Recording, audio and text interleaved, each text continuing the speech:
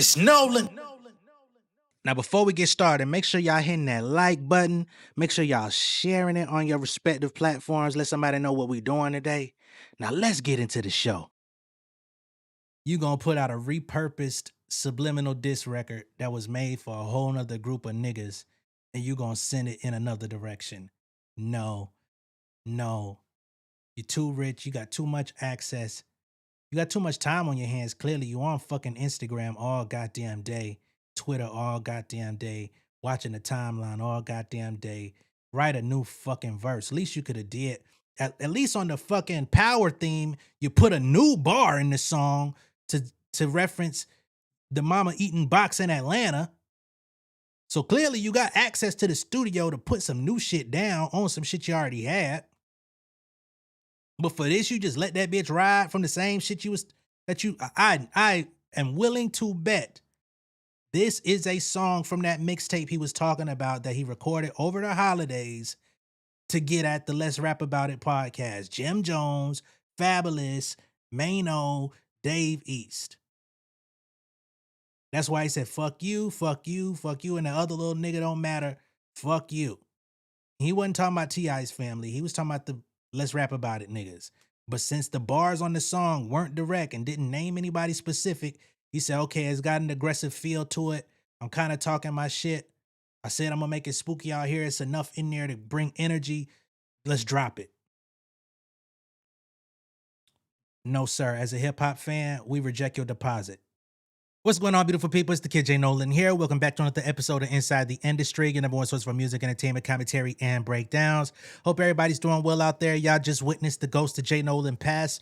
That was from March 7th when 50 Cent released the No More Games, No More Lies record with Max B on it. This was in the middle of T.I., King, and Damani dissing him, going at him. You know what I'm saying? As all of that energy was going on, he put this record out in the midst of that. A lot of people felt like this was his grand response to T.I. and all of them. And as y'all saw in that clip, I was not rolling. I said, nah, nigga. You ain't fooling me. This is mixtape material that you did over the holidays. And guess what? He comes out yesterday.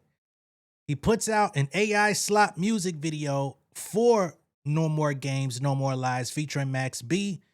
And guess who's all up in the video? AI images of the Let's Rap About It guys.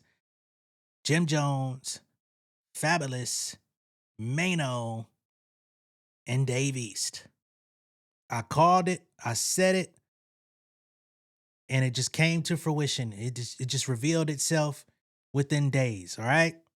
So real quick, I'm going to play the visual of the video because unfortunately there is a copyright claim out there from Max B's team on that record. So if I play the song, it's going to get edited out anyway. So I will play the visual for it just so people can see what we're talking about. This is not an endorsement of AI visuals, AI music videos. But this is what 50 Cent put out. And we're going to get to Maino because Maino now has a diss record out called Bleed Like Us, which of course is a reference back to the notorious B.I.G. Niggas Bleed. So I think it's finna get kind of gruesome out this bitch, all right? I ain't gonna lie. But let's just take this in sequential order. So yesterday at 7:27 p.m. last night, 50 Cent comes out and says, y'all thought I was talking about the Cosbys. And I guess the Cosbys is supposed to be the Harris family. He says, I'll deal with Bill later. I am the algorithm. And here is what he presented to the people. All right. Hold on. I'll play the little intro of him talking real quick. And then I'm going to mute up on this motherfucker and just clown the shit out of it. You should be polite. This is the purge. All right. And you could tell off rip. I think some people might have thought this was 50 from the jump, but I'm like, nah, nigga, that skin saying something different. And I seen that photo of Max B that they used for source material. This is the video. We already heard the song. The song ass anyway. Ain't no what the fuck. This nigga got Max B surfing on the top of the rose. What are we doing? So of course, they doing American Idol, The Voice type shit. They got 50 checking niggas out at the goddamn hospital. We got goddamn Boo Boo mixing up the Arm and Hammer. Jim Jones in an interrogation room. We got Kanan out this motherfucker, Young 50. I'ma call him Kanan. This nigga eating money and popsicles. What the fuck? He's signing on somebody contract. I'm guessing that's for that studio. He say Fab be in the mirror all day, still gotta pay for a chick. What the hell is he riding in? That nigga had the motherfucking Monopoly card, didn't he? We got Maino getting sliced in prison. Of course, we know Maino got sliced in prison. Mind of One Kind. I guess he's the one that did the AI video. Fuck you, nigga. Okay? Just shitted on your whole music video. Okay? So that came out last night. And again, we're not playing the audio for that. But he made it abundantly clear this isn't for T.I. and him. He said he gonna get them back later. It took 4 months for this nigga to take shots on this record. And listening to the record, you don't hear any apparent shots. But he says, okay, since y'all didn't really understand what I was saying in the song because my bars ain't strong enough, let me go ahead and make a visual so you can see all the references I was making. Hell no, nigga. That's not what we do here. So, last night, Maino came out and said, at 50 Cent, goddamn, you made us wait 4 months for this? LMAO, let the games begin, pussy. And last night, Maino went into the studio and decided to make a record of his own. So just about an hour ago, Maino comes out. He says, hey, at 50 Cent, I was always the first one out the car when that blue Ford spin the block. Hashtag bleed just like us. So he's saying back when I was in my criminal days, when I was really out here running the streets and doing my thing, pulling up on niggas, I was always the first one to hop out. I was with the shits since day one. And with this podcast and my niggas, I'm going to be the first one to jump out and respond as well. So let's go ahead and pull this up and see what Maino talking about. Bleed Like Us by Maino, responding to 50 Cent. You was just a product of lies and smart marketing. So Maino is coming out, jumping off and saying, you was never the nigga that people made you out to be. You was never as street as you were portrayed to be. And there is people that believe 50 Cent was never shot 9 times. I believe they say he was actually shot 5. But then they claim the additional 4 to make 9 was to like play it up. I don't know that to be a fact, but I've seen people say that. And smart marketing, because once he came out, he was marketed as the hardest nigga out, right? The toughest nigga, the motherfucking super villain of the rap game that nobody could touch, when really he was a victim. You know what I'm saying? But nonetheless, that's what Maino's conveying here. We'll keep going. Why the ones you beef with end up in Fed custody? Now, of course, we're talking about Supreme, who's still locked up in the feds. We're talking about Murder Inc., who were investigated by the feds and had their enterprise completely frozen, assets frozen, wasn't able to continue putting out music at the height of 50's situation. I mean, they were, but they were working with handicap because they couldn't actually invest no money or get no money from the label. Def Jam said we can't give you a budget because the feds is going to investigate us too. Latest person he beefed with in Fed custody is Diddy. He been talking about Diddy, joking about Diddy, beefing with Diddy, shitting on Diddy for 15 years. Now Diddy's in the feds. He gonna be out soon. So he say everybody you beef with end up in the feds. What is the common denominator here? Mano feel like you the one setting everybody up.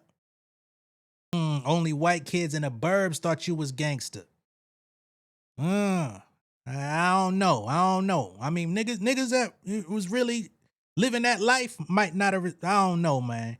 I don't know. But it works. I think everybody was under the spell. But in hindsight, hey, you said 50 on that Zimpy pack too? What the hell? Rich wasn't enough, still wanna die, get rich or die trying. It wasn't enough for you to get rich, nigga. You still wanna die, nigga. We gonna make it happen, nigga.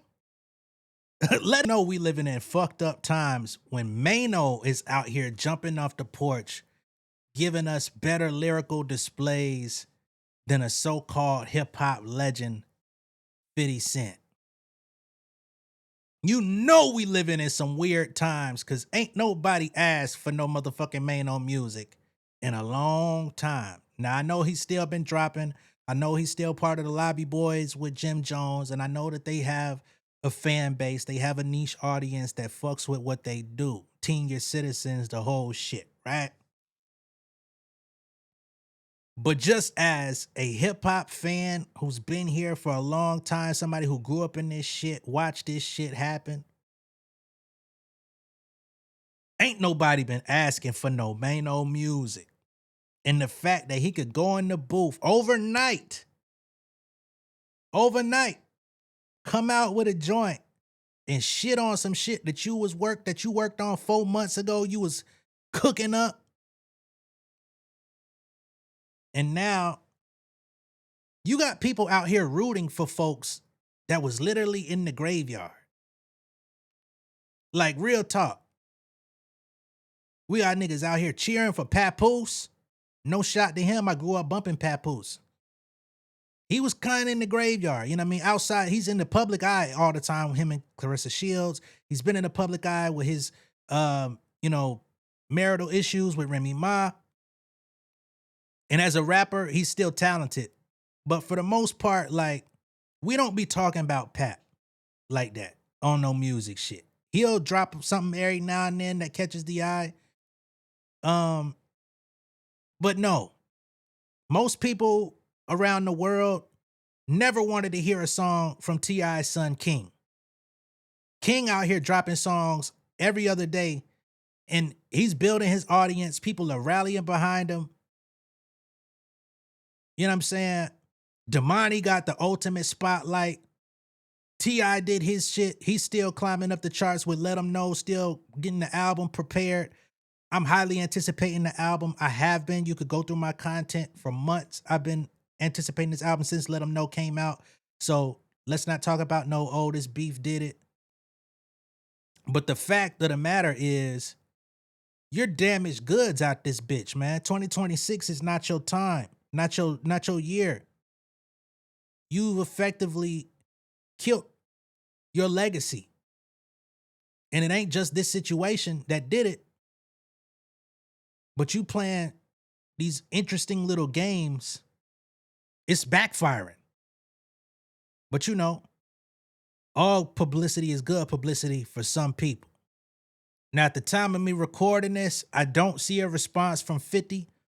I don't think it'll be too long before he comes out with one with a meme, a joke, something that most people ain't gonna laugh at. But there seems to be some people out there that are entertained by 50. Everybody's sense of humor is different. Everybody's taste level is different. More power to you if you fall in that category and that fan base. You know what I'm saying?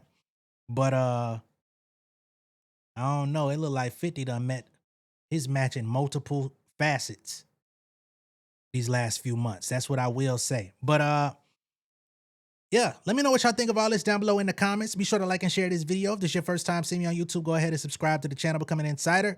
I'm gonna catch y'all on the next one, man. Y'all be good out there. Peace.